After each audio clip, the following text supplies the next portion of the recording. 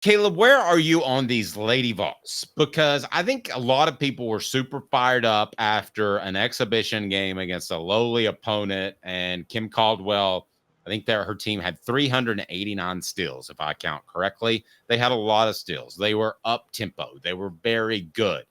But now the Lady Vols against MTSU were, they do pick up a big commitment.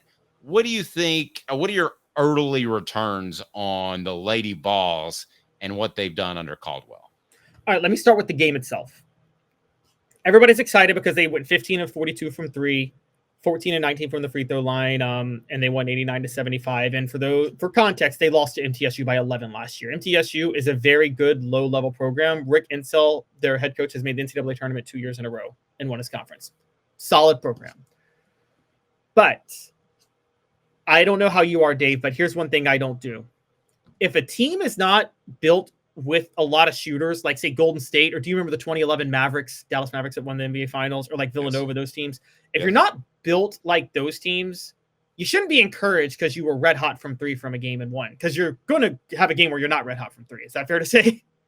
Yeah, and that's kind of the trend of basketball in general, is everybody wants to shoot the three, and if you're hitting it, you're going to win. The question is, if you don't hit it, what's your response? And I think that's my greatest question for Kim Caldwell moving forward. I agree. And here's the issue. Now, I think long-term, she's going to want to recruit players that do shoot so well that it won't matter, but there will be somebody on, even if they're off. The issue is right now with this team, you see what she doesn't place emphasis on. The Tennessee Lady Vols had a huge size advantage, Dave. They out-rebounded MTSU 40-31. MTSU could only go 7 deep and only really play 5 starters. Tennessee got outscored in the paint 44-24. Kim Caldwell literally doesn't coach scoring in the paint out of half-court sets. Now, again, if she recruits like Villanova did, or those on the men's side, or some of those other schools, and just gets all athletes that are red-hot shooters, that's not going to matter. I don't think Golden State in the NBA knows how to score out from the paint out of a half-court set, do they? I mean, but it doesn't matter. They're loaded with shooters. Who cares? This team's not loaded like that, though.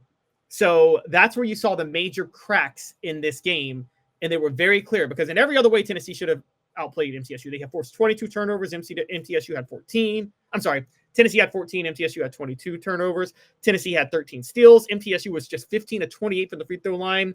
Tennessee was 14 of 19. Tennessee was 15 of 42 from three. MTSU was just 4 of 12. Dave, I say these stats to you, and you're like, oh, they're playing a lower level team. They should have won by 45, right?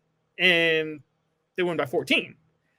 They don't know when the game turns into a half court set. I don't think Tennessee coaches scoring in the paint. And Dave, that's kind of a problem. Let's talk about the Lady Vols' newest commitment. Last Look, brought to you by Campbell, Cunningham, Taylor, and Hahn. We saved the best for last. Look at me, no contacts, no glasses, because I had LASIK vision correction at Campbell, Cunningham, Taylor, and Hahn. The first step to better vision is to visit ccteyes.com. The information you need is easy to access, and setting an appointment is as simple as clicking the tab. Doctors Campbell, Cunningham, Taylor, and Hahn, and Eye Care Optical at ccteyes.com. All right, Caleb, what do you make of the Lady Vols' newest commitment? She is a 5-star on ESPN Recruiting. She joins the Paldo twins, Mia and Maya, who committed back in July. This class already looks incredibly, incredibly good. She plays for the Canadian youth national teams most recently. She's averaging 11.9 points, 7.6 rebounds, 3.5 assists, 1.5 blocks. So a very versatile player all around. Super athletic. Again, fits Kim Caldwell's system. She basically is a complete she's at IMG Academy now, which is where you want a player to be, because you want them to be able to develop into shooters more than anything.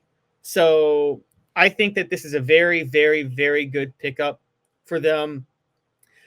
She's going to be much more of a threat shooting the ball, and more players like her will allow Tennessee to do what I'm talking about. They won't have to worry about their half-court sets. The tempo will be turned up, and they will just be hitting threes all night and reining them in. And I think that's the type of system Kim Caldwell wants to run in the future. Just a team of, basically 5 players that shoot like Caitlin Clark, and are athletic like Allen Iverson. I ask you this poll question. It is up on our YouTube channel now. Who goes deeper in the NCAA tournament? Is it the Vols or the Lady Vols? Caleb, what say you? It's the Vols. It's definitely the Vols. This Vols team. Darlington Dubar, by the way, was back at practice recently. He's about to step in. That's going to add a whole nother element to their offense. I just said a whole nother day. So if you want to fire me right now, you can, because I hate anybody who says a whole nother, and I can't believe I said that.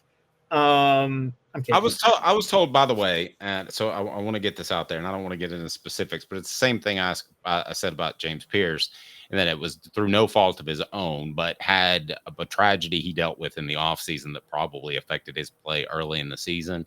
Same thing for Darlington. That it wasn't his fault. He didn't do anything wrong, but that's what I was told. And I don't want to get into specifics. It's a personal issue, but now he didn't light things on fire before that. Okay, I want to be clear. I'm not just defending him, but I'll be honest with you. I think it's the Lady Vols for a couple of different reasons. Now, I know the Lady Vols and the competition in the women's game is more fierce than it's ever been, but still, I think you would agree that it's easier to make the Sweet 16 or the Elite 8 on the women's side still, correct? Yes, it is. Not like it used to be. Used to be, if the Lady Vols didn't make the Elite 8, you're like, what happened? In the Pat Summit days. I'm not sold on Chaz Lanier as an outside shooter. Darlington may end up being a great player, but we've already got questions about him. I'm not feeling it with this group right now. And it's very early, and you're talking to somebody that 2 years ago was kind of down on Zakai Ziegler. So I'll admit when I'm wrong, but I watched this Tennessee men's team, and I'm just not feeling it. I'm not feeling the intensity. I think that they knew that with Dalton Connect that he could manufacture some points, and they knew that they could lean on him. I don't know who they lean on now when they have to have points, Caleb, and we think it's Chaz Lanier, but we don't know that yet. Yeah, Dave, I'm going to break with you. That's fine. And it's you're right. There's nobody as clear as Dalton Connect, but there's a lot more options. Put it this way. Last year's team was the Michael Jordan Bulls. Not winning championships, just think about it this way. This year's team is the mid-'80s Celtics teams that you loved. Okay, I'm sorry, but those mid-'80s Celtics teams were better. Michael Jordan was better than anybody on those teams. But how many Larry Bird was the go-to guy, but Dave, you were a fan of those teams. They had like 6 options that they could go to, right? If they needed. Yeah, I think Kevin McHale was the best back post player of all time. I don't even think it's close. Now, you get him facing the basket, that's a whole different. That's a whole different issue altogether, and couldn't play in probably today's game. Parrish was very good. You had a guy named Danny Ainge. It was a great shooter. Suddenly, the guy who passed away, a point guard, slips my mind. But yeah, you're right. And if you want to go early 80s, they had a guy named Bill Walton that was able to play minutes, not as a consistent starter, but was very good. I don't see that. And Cedric Maxwell. Don't forget him. Yeah, I don't see that out of this group. I got to be honest with you. See, that's what I'm seeing out of this group. Not on the same level. We're doing tiers here. I'm not saying this group is like the mid-'80s Celtics. What I'm saying, though, is there are a lot of options on this team. And there's going to – and Chaz Lanier is going to be the go-to guy, but there's 1,000 other guys who actually can make an impact. Okay, we'll see. I just think you're discounting Dalton Connect and the effect that he had on this team. He's already starting in the NBA, and he's had a couple of big nights.